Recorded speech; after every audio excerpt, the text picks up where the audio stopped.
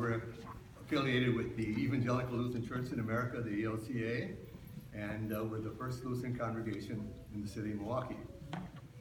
My name is Earl Walter. I'm a member here at St. Paul's. A lot of times people ask me, have you been here all your life? And I say, not yet. Anyways, before Wisconsin was a state, before Milwaukee was a city, this congregation was a congregation. We were founded in September of 1841 by a group of German immigrants that came over for religious persecution. The brochure always talks about, it says that every building has its story. So I'm going to just give you a little background of where we come from. Our beginning really was back in 1817 in Germany, when one of the kings of Germany decided that they wanted the United States Church of Germany and have all Protestant churches become a part of it, like the Church of England. Well, the Lutherans particularly objected to this drastically. Pastors were put in jail. They weren't allowed to do any sermonizing. They weren't allowed to have meetings, and the whole thing. It got worse and worse. And one of the leaders, the J.A. Grabow, was actually imprisoned several times. And finally, the only way they would let him out of prison is if he left the country. So he was forced to leave the country, and under prison guard was taken to Hamburg and put on a ship. Now, the interesting part of this story is that about 3 or 4 of his congregations followed him. These are people that left everything they had, left their families, and decided to come to America because they weren't allowed to worship the way they wanted to. So they organized 5 ships, and 5 ships left Hamburg. Well, first of all, they traveled from Hamburg to Liverpool. And in Liverpool, England, they got on 5 ships and traveled to America. They left in, I think it was June of 1839, and arrived in New York City in September. That was by sailing ship at that time. Some of the people stayed in New York. These are all Germans from the Prussian area in Germany. Mostly, if you're familiar with the term Pomerania, most of the early Lutherans that came to this country were Pomeranians. It's in the northeast corner of Germany. Some of the people stayed in New York. The rest of them sailed up to Albany and then across the Erie Canal to Buffalo. A group of them stayed in Buffalo, and then 40 families got on sailing ships and sailed to Milwaukee and arrived in September of 1839. The farming people immediately traveled out to Freistadt, which is about 25 miles northwest of here, and formed Trinity Lutheran Church. There was already a settlement at that time, and they formed Trinity, which is the first Lutheran church in Wisconsin. The rest of the city people stayed here, and it wasn't until a few years later that they finally had a pastor. Well, at the time, there weren't any pastors here either. So people dealt and had a church service without pastors, and finally, the leader of the people that brought them over here sent to Germany and said, we need a pastor here. So they sent over a pastor, J.F. Krause, and he came to Milwaukee, and on September 26, 1841, preached the first Lutheran sermon in Milwaukee. Immediately after that, the congregation had a meeting, which is a big thing that Lutherans do, by the way. We have a lot of meetings. And they formed the church. And for the first few years, they met in some in homes and in some various buildings around the area. And then finally, after several years, built their first church on 7th and Galena, which is now I-43. And that was in 1870. And when you leave, you can see the cornerstone for that building is underneath our office window. We were fortunate enough that when he tore down the building, some of our people were fortunate enough to say, hey, let us have the cornerstone from that building.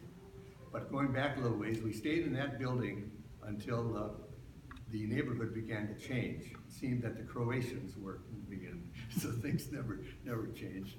And so they decided to look around for another congregation. And Pilgrim congregation had built this building, the one you're sitting in 1888. So the building you're sitting in is basically from this portion over here. The rest is new. And so they merged with Grand Avenue Congregational Church, which is now the Irish building that they have for their organization. And so this building was empty. And so even though it was not exactly what our people were looking for, the price was so good that we couldn't turn it down. So in 1917, we moved into this present building. that means that we're here almost 100 years in this spot. And then later, in 1932, they decided the building, in fact, I should really show you a picture of what the building looked like. You can just take a look at this. This is what the building looked like in 1817 when we moved into it. It was they describe it as a St. Anne style building. And in 1932, they decided that the building was the wood clapboard, just wood clapboard, was deteriorating somewhat, and decided to clad it in the stone that you see here today. And it ended up looking like this. Now that was a complete reformation of something that had never been done before on that larger building, veneering it with what they did. And they did quite a bit of remodeling also. And so this is a picture from 1932, what the building looked like. Then in 1952, we decided to build a parsonage, which if you look at the front of our church, you can see it's one long straight. So there was an office connecting with the parsonage. And that was built in 1952. But there were two boarding houses that were in this typical boarding houses, and they retained the house itself, and for quite a few years used that as our Sunday school room until 1962, when they decided to tear it all down and build the parish house that you see over here now.